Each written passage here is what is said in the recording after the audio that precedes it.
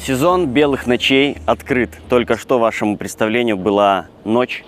У меня таких сейчас было уже 2. И мы с вами находимся в Швеции, и это канал Tracker in Scandinavia. А с вами Федор. Всем привет. Многие просили сейчас в комментариях, чтобы я рассказал немножко о своей фирме. Но рассказ будет не такой уж и длинный, потому что фирма маленькая. И у нас будет небольшой сегодня тур. Мы с вами едем в сторону Норвегии, пересечем полярный круг и едем в город Бодø. У нас будет 2 выгрузки и потом будет загрузка. Ну и вот в процессе всего будем периодически говорить о фирме. Немножко что-то добавлю о прицепе. Также загрузимся с помощью ремней. Крепеж напрямую покажу точнее. И немножко тоже и о тягаче поговорим, как он будет идти в гору, потому что оттуда мы будем тянуть 30 тонн. Я в городке Сарталье, я забыл, как он называется. Короче, здесь у меня был видос прошлым летом, я тоже делал 45-ку, ходил на озеро, купался. Ну и здесь стою на этой стояночке. Я тут немножко стекла мыл с помощью своих приспособ, но нужно будет их улучшить, так как щетку я, которую покупал в том году, тоже на видео ее показывал, я ее выкинул, она мне что-то не понравилась, там где-то она отломалась, короче, кусок. И у меня осталось, в принципе, шампунь только с прошлого года. Пишите в комментариях, кто чем пользуется, как моет стекла. Может, есть какое-то приспособление подключать к воздуху и к керхерам вымывать их. Вот будет шикарно. Я тоже похожу в скором времени по магазинам. Нужно только первую зарплату получить. Вот, и поищу тоже какие-нибудь приспособы, чтобы как-то это дело, так сказать, более автоматизировать. Вот, ну что, погнали. Меня просили еще показать, как я креплю велосипед. И, в общем, первое время он у меня ездил, ну, первых несколько дней он у меня ездил в прицепе, пока я не поехал на загрузку, где до конца прицеп погрузит, и, в общем, места ему там не было. И, значит, главное, чтобы он у вас не прикасался, естественно, решетки, потому что у нас кабина на амортизаторах, и вы будете просто слышать жуткие звуки. Вот. Поэтому я ремешками везде поотматывал. Ну, так, все корявенько, потому что делалось на скорую руку. Сейчас на выходных я его не снимал. И кверху, главное, он примотал я так, чтобы, ну, он держался, так сказать, в воздухе. Единственное, что я лишился вот этой крышки, то есть она у меня уже теперь не открывается, так как у меня примотаны ремни. Ну, пока что так. Чуть позже я тоже, опять-таки, хочу попасть в магазины. Может, найду какие-то интересные крепления, как более покруче это все сделать дело. Ну, окультурить, так сказать. Хочу каких-то 2 крюка, то есть один будет снизу и второй, например, где-то, да, в угол там. И чтобы он за крюк сверху цеплялся и здесь как-то приспосабливался. И будет шикарно. Место за кабиной в трехоснике огромное просто количество, поэтому вы туда можете не только велосипед повесить, но и квадроцикл. Ништяки от компании, которые мне подогнали перед рейсом. Термокружка. Но я ее буду больше, наверное, использовать на велосипеде, когда буду кататься. Она так как и держит холод, так и тепло, ну и понятное дело, термокружка. Кружка Scania, поедет она у меня домой, потому что в кабине ей не место, подстаканники, тут некуда втыкать ее таких разъемов. У меня здесь стоит наша циркулевская. Узнали, что я буду с великом, и подогнали мне вот такую сумочку козырную. Тут под телефон, под документы, под всякие ништяки. Чуть позже я вам продемонстрирую на велосипеде, как это все будет дело выглядеть. И электрочайник мне также подогнали. Обычные от розетки включаются в конвертер. Единственный момент, что чайник работает при заглушенной машине. При заведенной он просто отключается, если конвертер работает. Итак, вот небольшие ништячки, которые мне подогнали. Ну и в принципе, то есть, что я говорил, мне все далось. И плюс сверху накинули еще то, чего я как бы не просил. Это не может быть неприятно. Вот, конечно же, подарки это хорошо. То есть работодатель понимает, что какая-то есть потребность, у них есть, это дают. Ту же самую канистру. Спросили, есть, нету, говорю, нету, все, мне купили канистру. То есть, и это у меня никто не высчитает из зарплаты, чтобы вы понимали. То есть, ну, это мне подарки такие. Вот. Ну, маленькая компания, понимаете, поэтому все на ладони, и работодатель хочет, чтобы тоже водители были в комфорте, так сказать. Итак, мы не просто поговорим о компании, в которой я сейчас работаю, но и сравним, в принципе, какие-то моменты я буду сравнивать с работой в Херентесе. Погода стоит ужасно жаркая. Я такую, конечно, жаркую не люблю. Что в Швеции, что в Польше было. И еще самый прикол. У нас, кстати, выход уже напрямую на Бодо. 292 километра. На Норвегию, точнее, выход прямой у нас. Месяц я не видел дождя. Реально. Вообще. Прикиньте. Я, если честно, такого даже как бы не припомню. Ну что, ребят, давайте перейдем немножко к информации. Значит, давайте по порядку. Фирма называется Ками Транспол. Гданьск, недалеко от Гданьска располагается. Она же база, она же штаб-квартира и дом, собственно, владельцев. Муж и жена управляют компанией, всего 5 тягачей. Значит, все трехосники, 4 из них в новой будке и 1 в старой. Все на головах из Польши выезжают в Швецию. В Швеции зацепляют прицеп от логистики и потом двигаются уже работать. То есть замена, кому интересно, что замена в самой Польше. Никаких бусиков, никаких там машинок, соответственно, ничего такого нет. Знак стоял, рекомендация по цепям уже все, закончилась. Мы с вами подбираемся, точнее подобрались уже к национальному парку. И у нас до границы остается 50 километров. Национальный парк у нас под Еланте, как-то так. Погодка к Норвегии подъезжая, что-то солнышко иногда начало прятаться. Наверное, я, может быть, накаркал на дождь. И в Норвегию перееду, и будет дождь. Да, там другая совсем сторона, другой климат. И оттуда, с той стороны, с моря, с океана, может надуть все, что угодно. Значит, разобрались, да?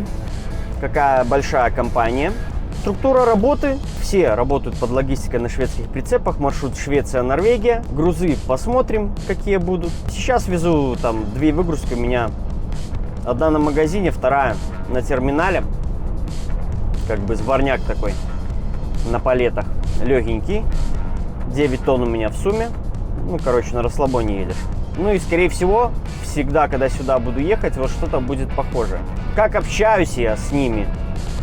Очень даже хорошо. Польский я не знаю. Ну и общаемся вот, то есть я что-то пытаюсь... Ну, конечно, какие-то слова базовые где-то там знаешь. Плюс где-то очень похожего с белорусской речи идет. Ну, поэтому так вот и общаемся. У них хорошее терпение в этом плане, что я не знаю польский. То есть, ну, в этом вопросов никаких вообще абсолютно нет. Это очень, ну, хорошо. То есть, главное, чтобы я выполнял свою работу и бережно относился к технике. Вот и все дела. А остальное все будет нормально. Водителей я никого не знаю. Ни с кем еще не познакомился за это время. Сложновато будет где-то с кем-то пересекаться, так как машин мало. У нас прорезалась большая гора, но это еще шведская гора. Местами, как видите, она в белых пятнах, в снегу. Ну, температура пока что за бортом 25 градусов у нас. Значит, обслуживание тягачей. Если что-то по мелочи, то в Швеции.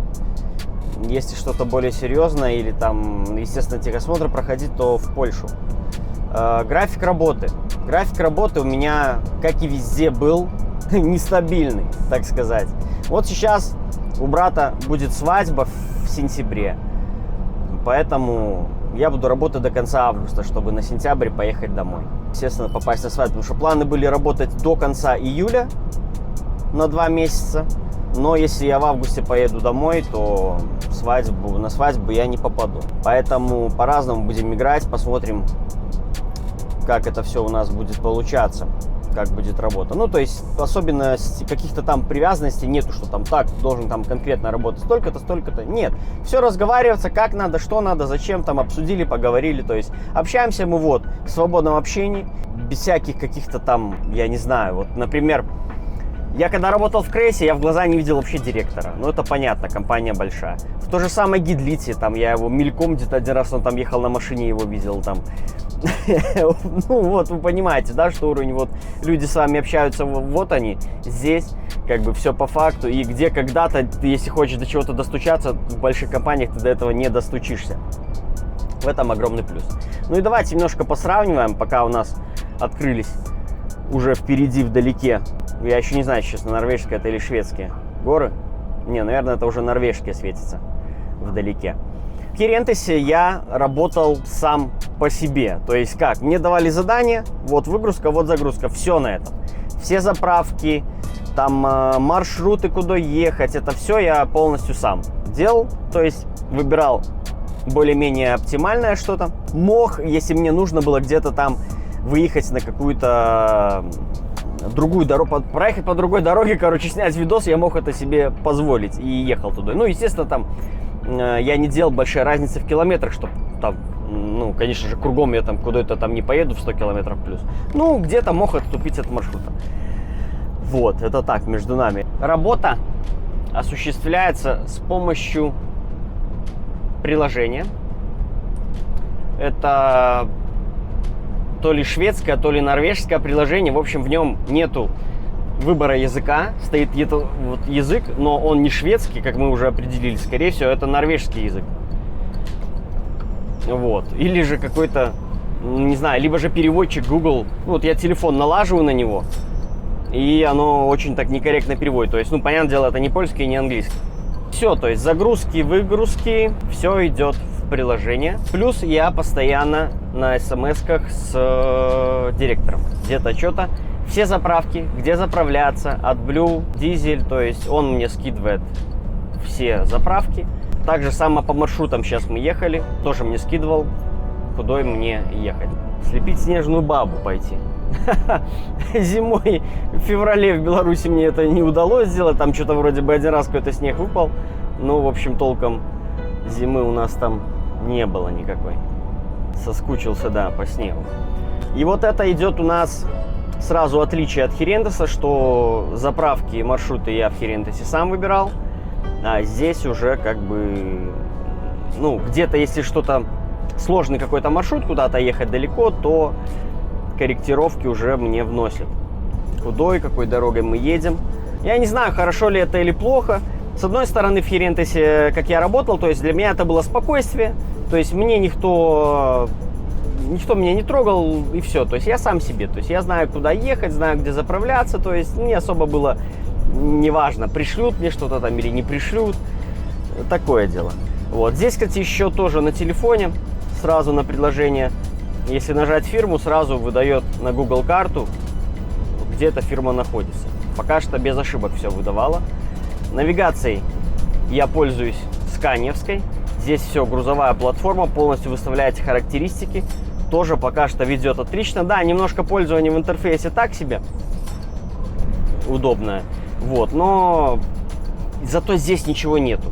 Вот это мне больше всего нравится. Мне тут никаких проводов, никаких тут прикуривателей, вот это вот бреда этого на лобовом стекле. Все. У меня вот камера стоит. Сейчас нужно будет перед границей с Норвегией снять стол с ноутбуком и камерой убрать. Тоже, конечно, Scania выдумала как-то так. Зачем тогда вы его здесь ставите? И то есть мне не нравится, что вы убираете стол, и у вас тут торчат рога какие-то. Ну, меня вообще просто они бесят напросто. Я всегда люблю везде, что вот как в легковой у меня было, что в грузовых, что если что-то есть, оно должно стоять, оно должно работать, и оно должно нажиматься. Вот. Но вот Норвегии наказывают, хотя и за родной столик. Ну, ладно, не об этом. По работе, я думаю, всем все понятно. Так, работаем по приложению. Все, вопросы, если какие-то возникают, я пишу или боссу, или он же пишет мне, что пиши, там есть, как его правильно, кто он, менеджер, наверное, какой-то, который здесь, в Швеции. Или я ему что-то там напишу. С ним по-английски общаемся в смс-ках. Вакансия, когда висела, требование было знание английского. И у меня шеф сразу спрашивал, что знаешь ли ты английский или нет. Но я говорю, что я знаю рабочий английский. То есть это загрузки, выгрузки, общение с теми же транспортниками, что-то в этом роде. То есть все, он говорит, да, все, тогда хватит, все нормально. То есть мне не нужен здесь уровень там носителей языка. Нет, надо просто где-то что-то, я мог чтобы объясниться. Или же вот опять-таки общение по смс. В переводчике переложил все на английский.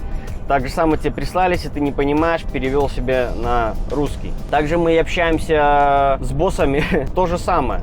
Они мне по-польски, я на переводчик перекинул, если я не понял, что написали. Так же самое им потом выслал. И все. Вот, как раз вот скинул мне карту какую-то. Посмотрим, что за карта. Пока у нас спуск, немножко сбавим скорости. Ох, гора какая хорошая. Заправка Унатрак. Угу. Ну, заправку тоже, я эту знаю. А, нет, это Фауски. Эту я, да, знаю, но я думал, другая там, где душ. Скорее всего, напишет, что полные баки. Так, та затанкует блю 25 литров. И дизель до полна. Вот так. Ну вот, я все понял, что мне как бы написали. Если вам подробно, то ту затанкуй от блю литров и дизель до пелна. Ну вот. От блю заправляем в Швеции. Полные баки дизеля только в Норвегии. То есть это по ценам выходит дешевле. Но если в Швеции нужно там подзаправить дизель, то подзаправляем, чтобы доехать до Норвегии. Так работают, в принципе, наверное, сейчас многие, большинство компаний. В Ферентесе было... ну хотя нет, я дизель и отблю, и все заправлял, в принципе, в Норвегии. Там как-то особо так не парился. Так, расход, кстати, да. Добавлю, что расход от блю на этой Скании просто космический. Ну, чтобы вы понимали, мы возьмем с вами, чтобы было более точно, на 2 бака топлива, ну, то есть на 2 полные заправки, то есть выйдет у нас на 2 тонны топлива, так как баки у меня тонна, у нас выйдет 3 заправки полных бака от блю. Бак от блю, по-моему, 60 литров, что-то в этом роде, потому что, больше у меня не получалось заправить его. Тем временем у нас остается 2 километра до границы, и мы уже с вами продолжим после границы.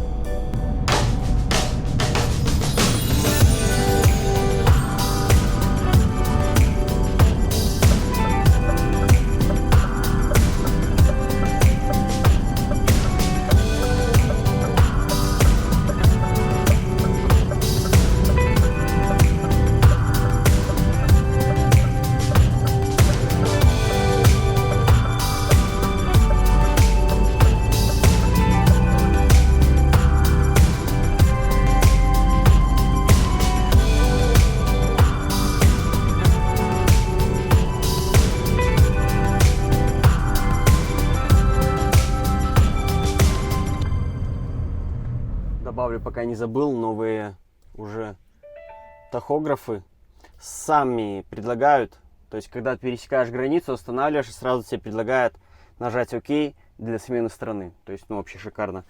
Тут уже никак не забудешь. Так вот, что я сказал, что с одной стороны тишина, спокойствие, ты сам себе, от этого мне тоже очень было комфортно работать. А здесь с другой стороны, да, что не надо ни о чем думать. Тебе всю информацию кидают.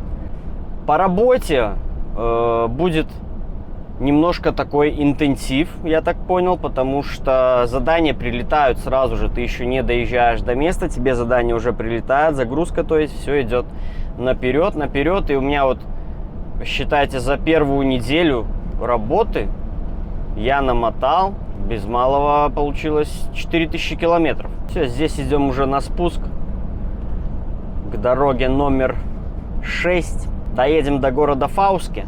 Там заправлю я полные баки от блю 25 литров. И до завтра. Завтра выгрузка. Ну и горные красоты Норвегии, как без них. Но как после таких пейзажей, да, можно пойти работать в Европу? Да никак вообще. Значит, по оплате зарплата раз в месяц, суточная. Никаких там подстав, отстав, как некоторых спрашиваешь, там, что там по зарплате, если не секрет. И те там начинают какие-то рассказывать непонятки, там это сток, а это плюс это, короче, люди чем больше говорят, я так понял, рассказывают тебе про зарплату, это означает, что значит зарплата херня полная, вот так. Значит, естественно, по зарплате я ничего говорить не могу, сколько она там и так далее, так? Также на работу никто в мою фирму не требуется, машины есть, водители есть. Так, я в прошлом видео про прицеп забыл сказать, что высота этого прицепа 4,2.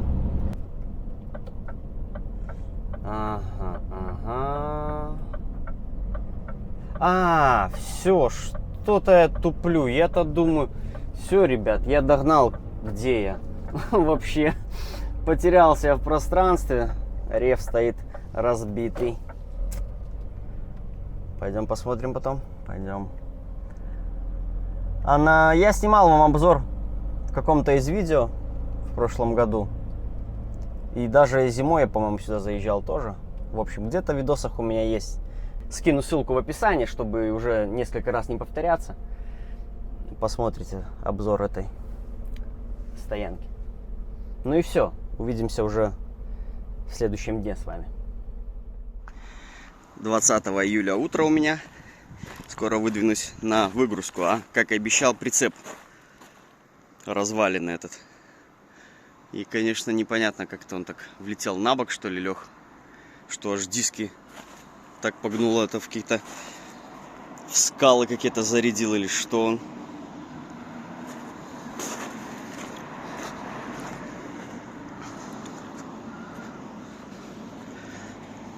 Сложно так и сказать даже. Да, вон дудка аж влезла. Я так понял, это с тягача. То есть тягач, я думаю, тоже в плачевном состоянии. Да, вероятнее всего, что он на бок лег.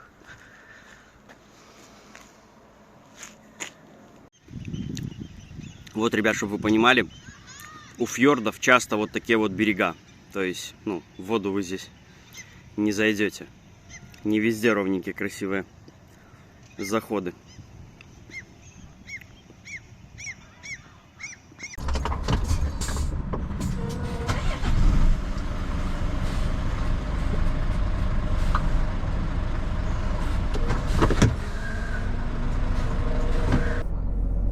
Выгрузился я в двух местах, в Бодо и Фауске. И что вам могу сказать? Во-первых, я остался без интернета в Норвегии. Прикол такой, что, значит, 4 месяца я был дома, он у меня не работал, Теленор. Въехал я в Европу, включил его, ну, то есть въехал в Литву, потом в Польшу. И там пользовался сколько я там, 2 недели, потом где-то последнюю неделю я пользовался польским местным. Затем въехал я уже в Швецию, поехал в Норвегию. И въехал обратно в Швецию, мне приходит смс, что вы очень много пропользовались, типа, мол, вне Швеции, и мы вам отключаем роуминг. И когда мы вам его включим, мы вам сообщим, типа, мол, либо смс-кой, либо позвоним. И все. И я въехал в Норвегию, у меня просто все обрубилось. И езжу теперь без интернета. Нормально. Ну, может, оно и к лучшему. Все, выезжаем мы из Бодо и в сторону загрузки. То есть загрузка на окраине Бодо. У нас время 1 дня. И вот по работенке, если вот с грузом мы идем этим сюда, на север, в принципе, участвуешь ты в выгрузке.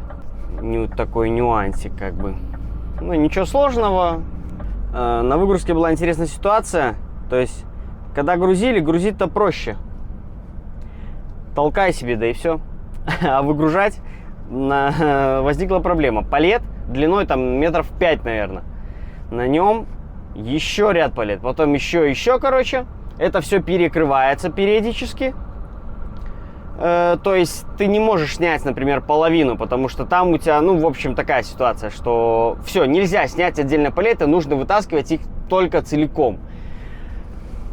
И погрузчик, короткие лапы не хватает, то есть, ну, это средние лапы у него на самом деле, получается, были, и не хватает ему его поднять. Он поднимает и просто буксует, он не может его вытянуть. Ну, в общем, ходили все, думали, замогались. Вот, ну и потом я взял рохлю, обычную, механическую. Мы вытащили палеты, чтобы не мешали нам, то есть у нас остался один такой длинный палет. И с обратной стороны рохлей сбоку немножко подцепил, чтобы разгрузить жопу этого палета. И мы смогли его оттащить, чтобы уже полностью потом с обратной стороны заехать с рохлей, то есть с двух сторон его вытаскивать потом. Ну, потому что получился тяжелый палет, и погрузчик не мог его вытащить. Пожарная часть, довольно-таки большая. Она тут, видно, очень большой регион обслуживает. Как раз куда-то машинка поехала. Все, загрузимся и обратно в Швецию той же дорогой, той же границей. Ну и посмотрим, что я вам еще смогу рассказать. Зацените тачку из мультика какого-то. Названия никакого нету. Мне кажется, это самоделка какая-то.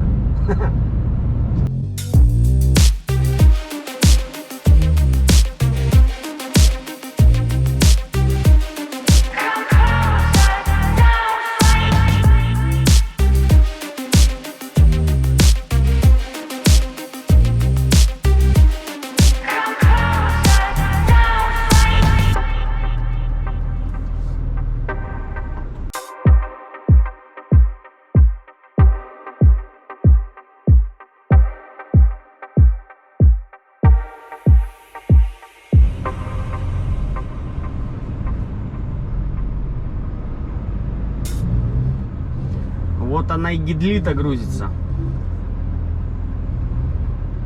По-моему, он стоял на стояночке тоже, где я 45-ку мотал. Грузчик тот же самый, который здесь всю жизнь. Ну и все ароматы на лицо. Что, ждем.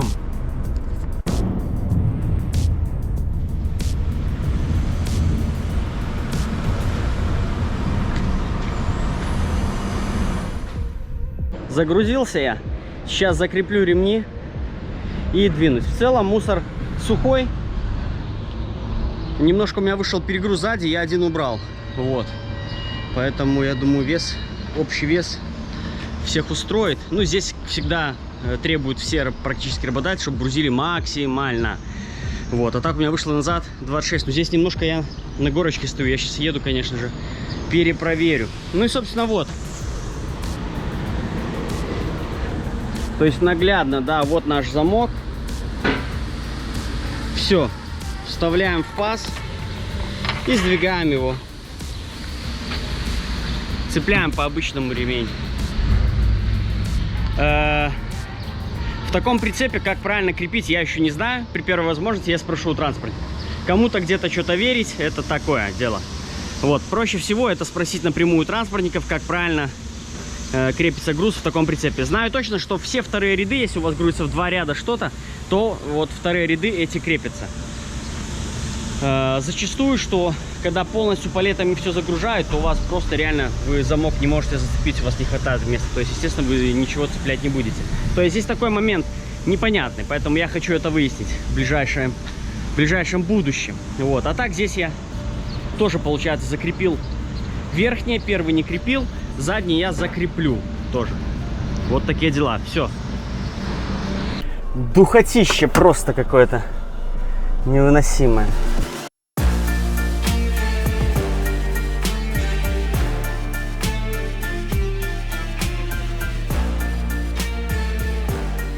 Муха у меня летает, тварь. Вот откуда она тут взялась? Сволочь такая. Вроде старался быстро закрыть и открыть дверь.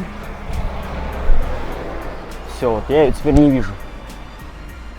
Козлина. Ладно, выгоним на ходу. Фу, туда-сюда что-то бегал. В общем, сразу я не понял, что они от меня хотят. А нужно было переехать, припарковаться, потом прийти пешком, короче. И тра-ля-ля, тра-ля-ля. Все, мне нужен срочно душ. Поэтому еду я в душ и потом в сторону границу и подведем итоги. Подбираемся мы к стоянке грузовой. Здесь бурная речка протекает рядом. Когда-нибудь мы на нее сходим, полюбуемся. Есть где здесь погулять.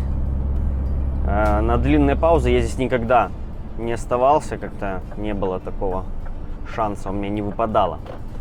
Ну и в целом всю стоянку заснять тут очень интересно довольно-таки. Ну, не раз попадалась уже мне на видео эта стоянка. И вот в очередной... Даже, да, ну и видосы я здесь снимал, все остальное. И в очередной раз я здесь. Впереди будка, где по номеру телефона открывается дверька, и вы пользуетесь бесплатно туалетом, душем, друзья. Вот так.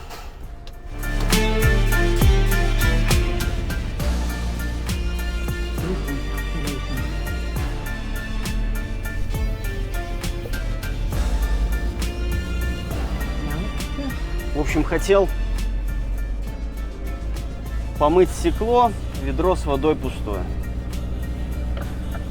Свое барахло не стал я это все сейчас делать здесь. Нет у меня времени, и я только что из душа. Не хотелось мне, короче, потеть еще раз. Гидлита стояла на заправке, махал коллега, но либо смотрит меня, либо мы когда-то встречались. Вроде бы я такого не помню. Значит, смотрит. Если смотришь, то привет. Едем на границу, и у меня немного обновилась информация. Сейчас мы повернем и проедем тоннель, и расскажу вам, что за информация. В тоннеле идем уверенно, 27 тонн, 63 км в час мы идем. Я, кстати, даже режим Power не включал. Но дальше у нас будет немножко покруче подъем, поэтому там проверим. И сейчас буду останавливаться. Въехал в тоннель и понял, что на второй камере у меня там просто 3 мухи, которые видны в кадре. И я это дело решил попробовать дворниками смыть. Ну и, в общем, засрал вообще все стекло, размазал себе по всему, короче, по всему пространству. Поэтому сейчас надо будет найти кармашек и вытереть стекло. У меня, кстати, появился новый режим съемки на моем канале. Это посмотреть в окошко называется. Поэтому, когда что-то там будет видно, по возможности буду я его включать. Так, ну что там? Ну лучше вроде бы 100% стало. Поэтому поехали. Информация мне поступила такая, что сейчас я с этим грузом еду на Сунцвал. Ну, там у меня официальная выгрузка. Затем я там выгружаюсь и где-то недалеко загружаюсь, но я не поеду с этим грузом и с этим прицепом, с которым загружусь. Какие-то я писуги наставил. Чуть-чуть я попробую. Дело это. Слушайте, дворники вообще какие-то нулевые, если честно. 3, не 3.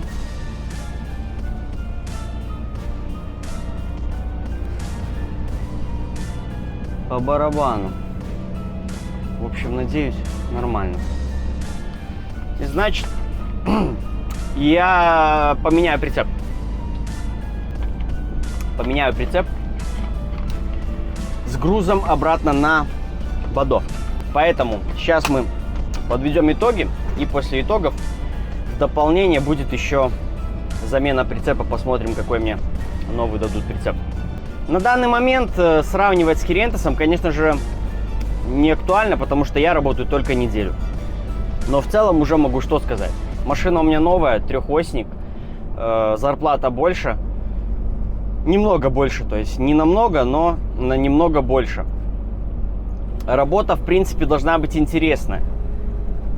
Поэтому чуть позже с вами поговорим, спустя месяц какой-нибудь, насколько все хорошо или насколько все плохо. Но я думаю, все хорошо будет. То есть главное что? Это условия работы, правильно? Комфортность работы и так далее. Комфорт у меня, как видите сами, с этим все дело хорошо. Поэтому работаем, ребят, работаем. А мы едем на границу Юнкердаль. Она у меня мелькала и не раз. Вроде бы я правильно произнес. Если неправильно, то ничего не поделаешь, если неправильно. Вот. Огромная просьба, не нужно искать на там сайты этой компании, номера и так далее. Естественно, я никому никакие номера не дам. Вот. Водителей не требуются. Ну, сами поймите, что 5 машин, какие могут быть водители. Вот один водитель требовался, они его нашли. Это я. И на этом все. По поводу, как я нашел, как я попал вот из этой серии. То есть, меня взяли на работу, когда еще не было тягача. Ну, по сути, мы начали подготавливать документы, когда не было тягача. Тягач купили в процессе. То есть, ну, работодатель знал, что будет покупать тягач, и заблаговременно начал искать водителя. Ну и вот попался я, который просто пулей прилетел туда, к ним, и за счет этого меня взяли. То есть, такие вопросы не решались бы там по телефону или еще как-то. То есть, здесь нужна была только личная встреча. Поэтому из дома вы похожую работу вы не найдете. Ну, конечно же, может кто-то и найдет когда-нибудь. Я буду только рад. Пишите ваши результаты, если кто-то ездил сюда. Юнкердаль, 77-я дорога, переходящая в 95-ю по Швеции. Какие у вас были результаты и с какой скоростью? В смысле, с каким весом? Какой вес и какая скорость у вас была? Вообще, в целом, интересно. Пишите, кто где вообще был, неважно где, на любом затяжном, в любой стране подъеме, с какой вы, узнаем, кто с какой минимальной скоростью поднимался в подъем. Может быть, кто-то там 2 км в час, 3, 5, если вообще машины могут с такой скоростью ехать. Но вот когда я ездил по России, то мне казалось, что КАМАЗы в подъем примерно с такой скоростью ехали иногда. Ну там ладно, понятное дело, они груженные 100 тонн арбузов и моторы там, сколько там лошадиных сил, 200 там умерших, из них еще половина тем более, поэтому так и едут. Итак, вышли мы на крейсерскую скорость, держит и скорости, и обороты 42 км в час, 1600 оборотов. Вес 27 тонн. Груза. Общий вес 46 тонн. На вопрос многие задают, как найти работу в Скандинавии, где, подскажи, какие фирмы. Без опыта, кто-то с небольшим опытом. По-разному. Разные ребята пишут. Я сделаю видео на эту тему. Мы отдельно поговорим, есть о чем на самом деле поговорить. И расскажу все, что я знаю. Также, да, я еще обещал с первого видео, что развею один миф. И вот это также будет в той же теме по поводу документов. Выйдет такое длинное видео. И на момент завтрашнего дня уже будет у меня среда. То есть это я сейчас отвечаю на вопрос тем, почему я не снимаю чаще. Ребят, когда снимать? То есть если я мог сейчас вот это вот все вам снять и файлами кучу такую вот закинуть, и там выйдет съемки 2 часа. Смотрите, да, ну такое смотреть никто не будет, то есть это бесполезное видео. Поэтому я сижу, делаю монтаж, на монтаж у меня уходит ровно вот на хороший монтаж 1 день работы.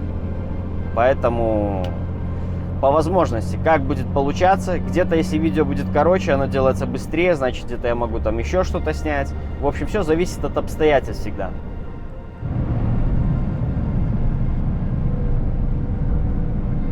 О, какой крупный, с рогами огромными. Ребята, вот он, первый дождь за месяц, даже чуть-чуть больше, чем за месяц. Капец, конечно. В общем, зарядил по самое не хочу. Приехал я на перецеп. Свой груженный 30 тоннами оставляю, а беру себе новый. Экери тоже, но видно, что он свежее. Кстати, в нем стоит холодильная установка.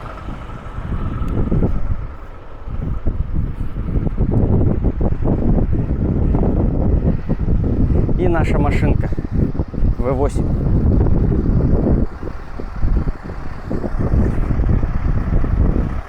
Пан отдыхает, сейчас разбужу его. Просто жутчайшая жара. Здесь у нас в Сунсвале, куда я приехал, небольшая такая постоянная локация. Здесь мойка находится, если после мусора прицеп грязный, то моем здесь прицеп, и заодно можно помыть тягач. И душ есть, то есть можно сходить в душ. Я вот пока перецепился, весь просто измок, пошел, сходил в душ. И что хотел добавить я? Да ничего. Собственно, ничего, не знаю, что сказать, жарко, мозги плавятся. В общем, реф я зацепил, но это больше не реф, наверное, какой-то, как, знаете, охладитель, может быть, какой-то. В случае чего, если АДР какой-то везешь, где-то температуру держать или еще что-то. Вот. Но с рефом, насколько мне говорили, мы ничего не возим. Вот так. Так что работаю так, как и работаю, только теперь немножко у меня другие будут буквы. Вот. Ну, позже еще посмотрим мы со всех сторон внутри его, когда разгрузимся, что да как будет. Все, а я выдвигаюсь обратно в Бодо. Все вопросы пишите. С вами был Федор. Всем удачи, пока. Главное, что забыл добавить. Логотип компании и название компании, расшифровка. На логотипе у нас собачка. Собачка это живет, собственно, дома у хозяевов. Ну, а Ками это, скорее всего, идет от имени хозяйки, ее зовут Камила. И получается Ками, Транспол и ихняя собачка внутри. Вот так.